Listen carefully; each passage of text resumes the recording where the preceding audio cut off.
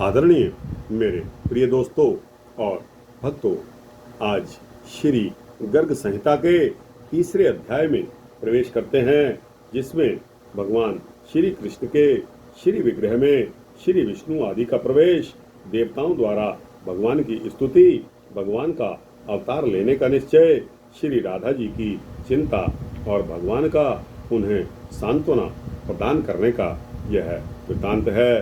दोस्तों, यह वृत्तांत लगभग 15-17 मिनट का होने वाला है। आपसे विनती है कि इस वृत्तांत में बने रहिए। शुरू से अंत तक आपको स्वयं पता लगेगा कि श्री गर्ग संहिता के तीसरे अध्याय में क्या कुछ लिखा है। तो दोस्तों, गर्ग संहिता का तीसरा अध्याय बिना समय गवाए शुरू करते हैं। दोस्तों, भगवान श्री कृष्ण के श्री विग्रह में श्री विष्णु का प्रवेश, देवताओं द्वारा भगवान की स्तुति करना और भगवान का अवतार लेने का समय, श्री राधा जी की चिंता और भगवान का उन्हें सांत्वना देने का यह वृत्तांत है। श्री बहुलाश्व जी ने पूछा कि हे मुने, परात्पर महात्मा भगवान श्री कृष्णचंद्र का दर्शन प्राप्त करके संपूर्ण देवताओं ने आगे क्या किया, मुझे बताने की कृपा करें। तब श्री नारद जी ने बताया कि हे राजन, उस समय सबके देखते देखते अष्टभुजाधारी वैकुंठाधिपति भगवान श्री हरि उठे और साक्षात भगवान श्री कृष्ण के श्री विग्रह में लीन हो गए। उसी समय कोटि सूर्यों के समान तेजस्वी, प्रचंड, पराक्रमी पूर्ण स्वरूप भगवान नरसिंह जी पधारे और भगवान श्री कृष्ण के तेज में वे भी समा गए। इसके पश्चात सहस्त्र भुजाओं से सुशोभित श्वेत दीप के स्वामी विराट पुरुष, जिनके शुभ्र रथ में सफेद रंग के लाख घोड़े जुते हुए थे, उस रथ पर आरूढ़ होकर वहां आए। उनके साथ श्री लक्ष्मी जी भी थीं। वे अनेक प्रकार के अपने आयुधों से संपन्न थे। आयुध मैंने अस्त्र, हथियार। पार्षदगण चारों ओर से उनकी सेवा में उपस्थित थे। वे भगवान भी उसी समय श्री कृष्ण के श्री विग्रह में सहसा प्रविष्ट हो गए। इसके पश्चात वे पूर्ण रूप कमल लोचन भगवान श्री राम स्वयं वहां पधारे। उनके हाथ में धनुष और बाण थे तथा साथ में श्री सीता जी और भरत आदि तीनों भाई भी थे। उनका दिव्य रथ 10 करोड़ सूर्यों के समान प्रकाशमान था। उस पर निरंतर चमर डुलाए जा रहे थे। असंख्य वानर यूथपति उनकी रक्षा के कार्य में संलग्न थे। उस रथ के 1 लाख चक्कों से मेघों की गर्जना के समान गंभीर ध्वनि निकल रही थी। उस पर लाख ध्वजाएं फहरा रही थी। उसी रथ में लाख घोड़े जुते हुए थे। वह रथ सुवर्णमय था। उसी पर बैठकर भगवान श्री राम वहां पधारे थे। वे भी श्री कृष्णचंद्र के दिव्य विग्रह में आकर लीन हो गए। फिर उसी समय साक्षात यज्ञ नारायण श्री हरि वहां पधारे, जो प्रलय काल की ज्वाजल्यमान अग्नि शिखर के समान उद्भासित हो रहे थे। देवेश्वर यज्ञ अपनी धर्मपत्नी दक्षिणा के साथ ज्योतिर्मय रथ पर बैठे दिखाई देते थे। वे भी उस समय श्याम विग्रह भगवान श्री कृष्णचंद्र में लीन हो गए। तत्पश्चात साक्षात भगवान नर नारायण वहां पधारे। उनके शरीर की कांति मेघ के समान श्याम थी। उनके 4 भुजाएं थी, नेत्र विशाल थे और वे मुनि के वेश में थे। उनके सिर का जटाजूट कौंधती हुई करोड़ों बिजलियों के समान दीप्तिमान था। उनका दीप्तिमंडल सब ओर से उद्भासित हो रहा था।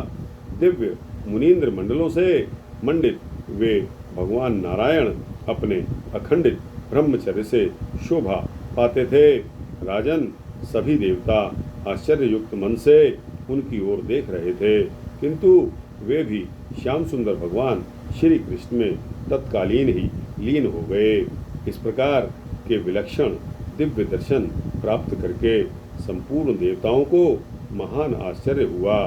उन सबको यह भली भांति ज्ञात हो गया कि परमात्मा श्री कृष्णचंद्र स्वयं परिपूर्णतम भगवान हैं। तब वे उन परम प्रभु की स्तुति करने लगे। देवता बोले, जो भगवान श्री कृष्णचंद्र पूर्ण पुरुष, पर से भी पर, यज्ञों के स्वामी, कारण के भी परम कारण, परिपूर्णतम परमात्मा और साक्षात गोलोक धाम के अधिवासी हैं, इन परम पुरुष श्री राधावर को हम सादर नमस्कार करते हैं। योगेश्वर लोग कहते हैं कि आप परम तेज पुंज हैं। शुद्ध अंतःकरण वाले भक्तजन ऐसा मानते हैं कि आप लीला विग्रह धारण करने वाले अवतारी पुरुष हैं, परंतु हम लोगों ने आज आपके जिस स्वरूप को जाना है वह अद्वैत सबसे अभिन्न एवं अद्वितीय है। अतः आप महत्तम तत्वों एवं महात्माओं के भी अधिपति हैं। आप पारब्रह्म परमेश्वर को हमारा नमस्कार है। कितने विद्वानों ने व्यंजना, लक्षणा और स्फोट द्वारा आपको जानना चाहा, किंतु फिर भी वे आपको पहचान नहीं सके। क्यों? क्योंकि आप निर्दिष्ट भाव से रहित हैं। अतः माया से निर्लेप आप निर्गुण ब्रह्म की हम शरण ग्रहण करते हैं। किन्हीं ने आपको ब्रह्म माना है। कुछ दूसरे लोग आपके लिए काल शब्द का व्यवहार करते हैं। कितनों की ऐसी धारणा है कि आप शुद्ध प्रशांत स्वरूप हैं, तथा कतिपय मीमांसक लोगों ने तो यह मान रखा है कि पृथ्वी पर आप कर्म रूप से विराजमान हैं। कुछ प्राचीनों ने योग नाम से, कुछ ने कर्ता के नाम से यह रूप में आपको स्वीकार किया है। इस प्रकार सबकी परस्पर विभिन्न उक्तियां हैं। अतएव कोई भी आपको वस्तुतः नहीं जान सका है। कोई भी यह नहीं कह सकता है कि आप यही हैं, ऐसे ही हैं या वैसे ही हैं। अतः आप अनिर्देश्य, अचिंत्य, अनिर्वचनीय भगवान की हम शरण ग्रहण करते हैं, शरण ग्रहण करते हैं। हम उस भगवान की शरण में हैं। भगवान आपके चरणों की सेवा अनेक कल्याणों को देने वाली है। उसे छोड़कर जो तीर्थ, यज्ञ और तप का आचरण करते हैं अथवा ज्ञान के द्वारा जो प्रसिद्ध हो गए हैं, उन्हें बहुत से विघ्नों का सामना करना पड़ता है। वे सफलता नहीं प्राप्त कर सकते। भगवान, अब हम आपसे क्या निवेदन करें? आपसे तो कोई भी बात छिपी नहीं हुई है, क्योंकि आप चराचर मात्र के भीतर विद्यमान हैं। जो शुद्ध अंतःकरण वाले एवं देह बंधन से मुक्त हैं, वे विष्णु आदि देवता भी आपको नमस्कार ही करते हैं। ऐसे आप पुरुषोत्तम भगवान को हमारा प्रणाम है, जो श्री राधिका जी के हृदय को सुशोभित करने वाले सुंदर चंद्रहार हैं। गोपियों के नेत्र और जीवन के मूल आधार हैं, तथा ध्वजा की भांति गोलोक धाम को अलंकृत कर रहे हैं। वे आदिदेव भगवान, आप संकट में पड़े हुए हम देवताओं की रक्षा करें, रक्षा करें। हे भगवान, आप वृंदावन के स्वामी हैं, गिरिराजपति भी कहलाते हैं। आप ब्रज के अधिनायक हैं। गोपाल के रूप में अवतार धारणा करके अनेक प्रकार की नित्य विहार लीला करते हैं। श्री राधिका जी के प्राण वल्लभ एवं श्रुतिधरों के भी आप स्वामी हैं। आप ही गोवर्धनधारी हैं। अब आप धर्म के भार को धारण करने वाली इस पृथ्वी का उद्धार करने की कृपा करें। श्री नारद जी कहते हैं, क्या कहते हैं कि इस प्रकार स्तुति करने पर गोकुलेश्वर साक्षात भगवान श्री कृष्णचंद्र प्रणाम करते हुए देवताओं को संबोधित करके मेघ के समान गंभीर वाणी में बोले। क्या बोले? श्री कृष्ण भगवान बोले कि ब्रह्मा, शंकर एवं अन्य देवताओं, तुम सब मेरी बात को सुनो। मेरे आदेशानुसार तुम लोग अपने अंशों से देवियों के साथ यदुकुल में जन्म धारण करो। मैं भी अवतार लूँगा और मेरे द्वारा पृथ्वी का भार दूर होगा। मेरा वह अवतार यदुकुल में होगा और मैं तुम्हारे सब कार्य सिद्ध करूँगा। वेद मेरी वाणी, ब्राह्मण मुख और गौएं मेरा शरीर हैं। आप सभी देवता मेरे अंग हैं। साधु पुरुष तो हृदय में वास करने वाले मेरे प्राण ही हैं। अतः प्रत्येक युग में जब दंभपूर्ण दुष्टों द्वारा इन्हें पीड़ा होती है और धर्म यज्ञ तथा दया पर भी आघात पहुंचता है, तब मैं स्वयं अपने आप को भूतल पर प्रकट करता हूँ। नारद जी कहते हैं कि जिस समय जगतपति भगवान श्री कृष्णचंद्र इस प्रकार बातें कर रहे थे, उसी क्षण अब प्राणनाथ से मेरा वियोग हो जाएगा, यह समझकर श्री राधिका जी व्याकुल हो गईं और दावानल से दग्ध लता की भांति मूर्छित होकर गिर पड़ी। उनके शरीर में अश्रु, कंप, रोमांस आदि सात्विक भावों का उदय हो गया। श्री राधिका जी ने कहा कि आप पृथ्वी का भार उतारने के लिए भूमंडल पर अवश्य पधारें, परंतु मेरी एक प्रतिज्ञा है, उसे भी सुन लें। हे प्राणनाथ, आपके चले जाने पर एक क्षण भी मैं यहाँ जीवन धारण नहीं कर सकूंगी। यदि आप मेरी इस प्रतिज्ञा पर ध्यान नहीं दे रहे हैं तो मैं दोबारा भी कह रही हूँ, अब मेरे प्राण अधर तक पहुँचने को अत्यंत ही विह्वल हैं। ये इस शरीर से वैसे ही उड़ जाएंगे जैसे कपूर के धूलिकण। श्री भगवान जी बोले कि हे राधिके, तुम विषाद मत करो, मैं तुम्हारे साथ चलूँगा और पृथ्वी का भार दूर करूँगा। मेरे द्वारा तुम्हारी बात अवश्य पूर्ण होगी। श्री राधिका जी ने कहा, परंतु हे प्रभु, जहाँ वृंदावन नहीं है, यमुना नदी नहीं है और गोवर्धन पर्वत भी नहीं है, वहाँ मेरे मन को सुख नहीं मिलता। श्री नारद जी कहते हैं कि श्री राधिका जी के इस प्रकार कहने पर भगवान श्री कृष्णचंद्र ने अपने धाम से 84 कोस भूमि, गोवर्धन पर्वत एवं यमुना नदी को भूतल पर भेजा।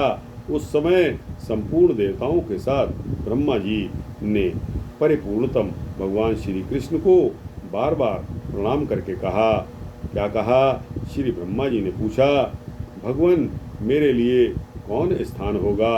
आप कहाँ पधारेंगे तथा ये संपूर्ण देवता कहाँ उत्पन्न होकर किन ग्रहों में रहेंगे और किन किन नामों से इनकी प्रसिद्धि होगी, यानी किन किन नामों से ये जाने जाएंगे। तब श्री भगवान ने कहा कि मैं स्वयं वसुदेव और देवकी के यहाँ प्रकट होऊंगा। मेरे कला स्वरूप ये शेष रोहिणी के गर्भ से जन्म लेंगे, इसमें संशय नहीं है। साक्षात लक्ष्मी राजा भीष्मक के घर पुत्री रूप से उत्पन्न होंगी। इनका नाम रुक्मिणी होगा और पार्वती जाम्बती के नाम से प्रकट होंगी। तुलसी सत्या के रूप में अवतरित होंगी और पृथ्वी सत्यभामा के रूप में प्रकट होंगी। यज्ञ पुरुष की पत्नी दक्षिणा देवी वहाँ लक्ष्मणा नाम धारण करेंगी। यहाँ जो विरजा नामक की नदी है वही कालिंदी नाम से विख्यात होगी। भगवती लज्जा का नाम भद्रा होगा। समस्त पापों का प्रशमन करने वाली गंगा मित्रविंदा नाम धारण करेंगी। जो इस समय कामदेव हैं वे ही रुक्मिणी के गर्भ से प्रद्युम्न रूप में उत्पन्न होंगे। प्रद्युम्न के घर तुम्हारा अवतार होगा। उस समय तुम्हें अनिरुद्ध कहा जाएगा। इसमें कोई भी संदेह नहीं है। ये वसु जो द्रोण के नाम से प्रसिद्ध हैं, ब्रज में नंद होंगे और स्वयं इनकी प्राण प्रिया धरा देवी यशोदा नाम धारण करेंगी। सुचंद्र वृषभानु बनेंगे तथा इनकी सहधर्मिणी कलावती धराधाम पर कीर्ति के नाम से प्रसिद्ध होंगी। फिर उन्हीं के यहाँ इन श्री राधिका जी का प्राकट्य होगा। मैं ब्रजमंडल में गोपियों के साथ सदा रास विहार करूँगा। दोस्तों, यहाँ पहला तीसरा अध्याय श्री गर्ग संहिता का समाप्त होता है। आपको कैसा लगा? अच्छा लगा हो तो इसको लाइक और शेयर करते हुए अपने दोस्तों, भक्तों, मित्रों, जिज्ञासुओं तक पहुंचाना। और दोस्तों, अपनी राय कमेंट सेक्शन में अवश्य देना। और दोस्तों, इस चैनल को सब्सक्राइब कर देंगे तो आपको इसी तरह के सूक्ष्म भक्ति वृत्तांत मिलते रहेंगे। जय श्री राधे, जय श्री कृष्णा, जय श्री राधे कृष्णा।